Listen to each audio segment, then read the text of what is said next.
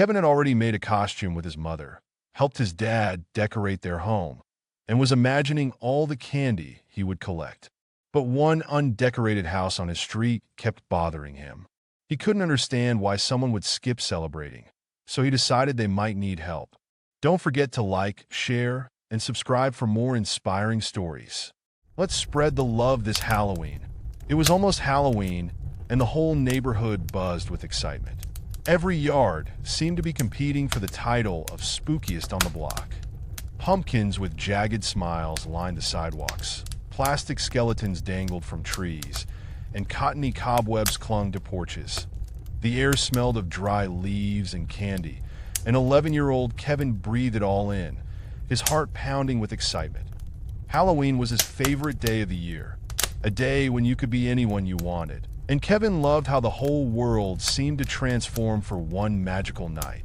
As he strolled down the sidewalk, his eyes darted from one house to the next, each one decked out with glowing jack-o'-lanterns or eerie ghosts. Kevin couldn't help but smile.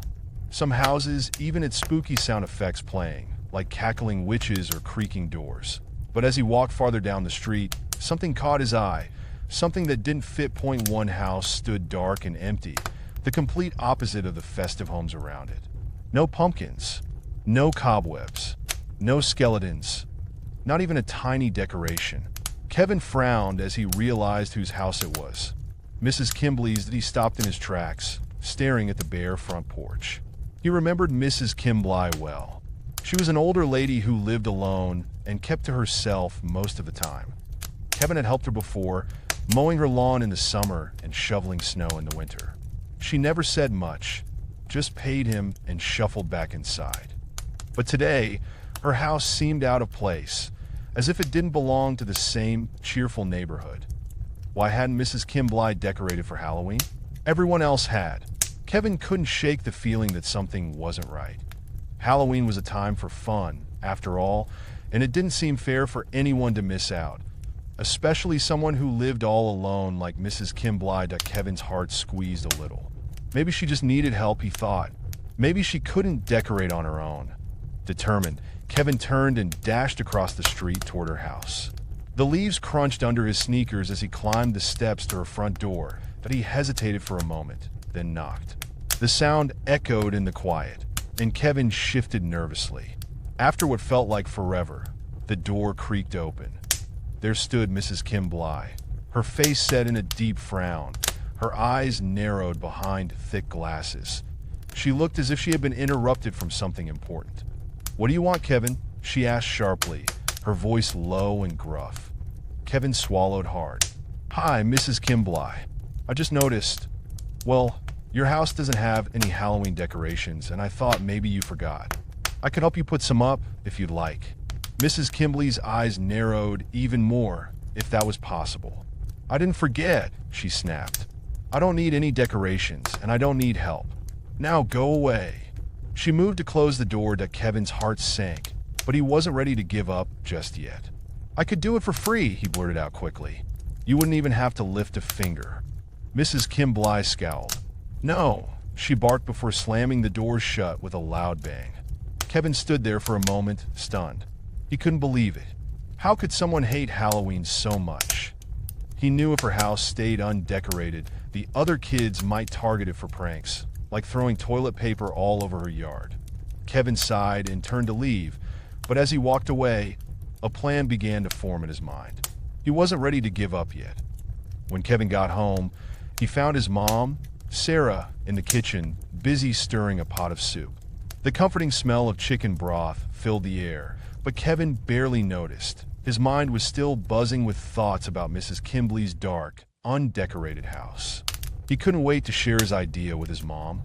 "Mom, something weird happened," Kevin said, sitting at the kitchen table. Sarah turned toward him, wiping her hands on a towel. "What is it, sweetheart?" she asked, giving him her full attention. Kevin quickly explained how Mrs. Kimbleigh's house was the only one on the street without Halloween decorations, and how she had slammed the door in his face when he offered to help. But when he mentioned Mrs. Kimbleigh's name, Sarah's expression changed. Her face softened, and a distant look clouded her eyes. "Maybe it's best to leave her alone," Sarah suggested gently. She's probably going through something we don't understand.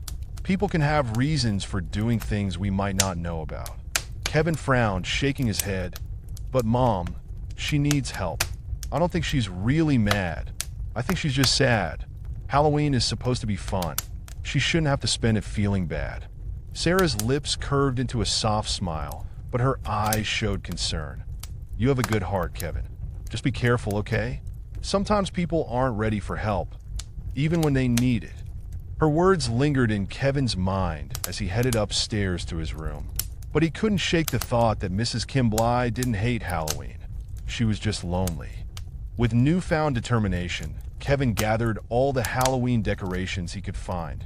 Colorful lights, plastic spiders, some of his toys, and even his favorite pumpkin, the one he had spent hours carving that IT was special, but he was willing to part with it if it meant brightening up Mrs. Kimball's day. Kevin loaded everything into a small wagon and hurried back to Mrs. Kimball's house. The wind rustled the trees as he worked, carefully hanging lights and arranging pumpkins along her porch. The house started to transform, just like the others on the street. But as Kevin was placing the final touches, the front door creaked open at Mrs. Kim Bly stormed out, her face twisted in anger. I told you not to decorate my house. Mrs. Kimball's voice echoed across the porch, sharp and angry, making Kevin jump that he hadn't expected her to come out so suddenly, and he certainly hadn't expected her to be this upset. His heart pounded in his chest as he stood frozen in place, staring at her. What have you done? She continued, her eyes wild with anger. Kevin swallowed hard, his voice barely a whisper. I just wanted to help, he said, trying to explain. It's Halloween. But before he could finish, Mrs. Kim Bly cut him off. I hate Halloween, she shouted, her voice trembling with frustration. That Kevin's eyes widened as she stepped forward, her hand reaching for the nearest pumpkin, the one he had carved himself. The one he had spent hours perfecting, carefully giving it a toothy grin. Without even hesitating, Mrs. Kim Bly lifted the pumpkin and smashed it onto the ground with a loud crack. Kevin watched in shock as the pumpkin split into pieces, orange chunks scattering across the porch. His stomach twisted as he stared at the ruins of his favorite pumpkin. He could feel the tears rising, but he refused to cry in front of her. He blinked them back, biting his lip as he looked up at Mrs. Kim Bly. She was standing there, breathing heavily, her face still filled with anger. But there was something else, something deeper, hiding behind her furious expression. I'm sorry, Kevin whispered, his voice barely audible, that he turned and ran before Mrs. Kim Bly could say anything else, his feet pounding the pavement as he headed home. That evening, Kevin put on his vampire costume, but he couldn't get into the Halloween spirit. That as he wandered from house to house with his friends, collecting candy, his mind kept drifting back to Mrs. Kimball's dark, undecorated house. He knew what was coming. The other kids wouldn't understand. Without candy or decorations, they'd target her house, throwing toilet paper or worse, and Kevin couldn't stop worrying about it. Determined not to let anyone ruin Mrs. Kimball's night, Kevin walked back toward her house, his vampire cape fluttering behind him. The air was cool, and the streets were filled with kids in costumes, laughter, and the sound of leaves crunching underfoot. But Kevin wasn't interested in trick-or-treating anymore. All he could think about was Mrs. Kim Bly sitting alone in her dark house, with no decorations and no candy to give out. When he arrived, he sat down on her front porch steps, clutching the half-full bag of candy he had collected so far. The pumpkins he had set out earlier were still glowing faintly in the twilight, but the festive scene didn't feel right without her participating. Whenever a group of kids wandered up the path, excitedly hoping for candy, Kevin stood up and handed them pieces from his own bag. Mrs. Kimball's not home, he explained, tried to sound cheerful, though his candy stash was quickly disappearing. Some kids looked confused, others just shrugged and happily took the candy. Kevin didn't mind. He knew it was better than having them mess with the house. After a while, as Kevin sat alone on the porch, watching the neighborhood buzz with Halloween fun, the door behind him creaked open. Startled, he turned to see Mrs. Kim Bly standing there, her face no longer twisted in anger. She looked down at him, her expression softer, her shoulders less tense. What are you doing here, Kevin? she asked, her voice quieter than before. Kevin shifted nervously. I didn't want anyone to mess with your house, he said simply, looking up at her. I know you don't like Halloween, but I thought maybe I could help. Mrs. Kim Bly hesitated, then sighed deeply and sat down beside him on the steps. She was quiet for a moment, staring out at the street, watching the kids run from house to house. Her usual stern expression softened even more, and when she finally spoke, her voice had a hint of sadness in it. I'm sorry for earlier, she said. I wasn't mad at you, Kevin. It's just, Halloween is hard for me.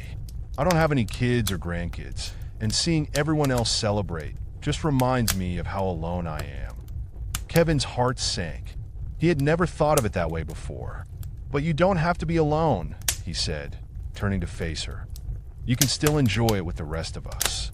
We'd be happy to have you join in. Mrs. Kim Bly gave a small, sad smile, her eyes glistening with emotion. You're right, Kevin. I've let my loneliness get the best of me for too long. She reached over and gently patted his hand, a rare gesture of kindness from her. Thank you for what you did today. And I'm sorry about your pumpkin. I shouldn't have smashed it. Kevin smiled, his heart warming at her words. It's okay, he said. I have another one at home. I'll bring it over, and we can carve it together. Mrs. Kim Bly chuckled softly, something Kevin hadn't heard before. As she watched him dash off to get the pumpkin, for the first time in years, she felt the warmth of Halloween again, all thanks to the kindness of one determined boy.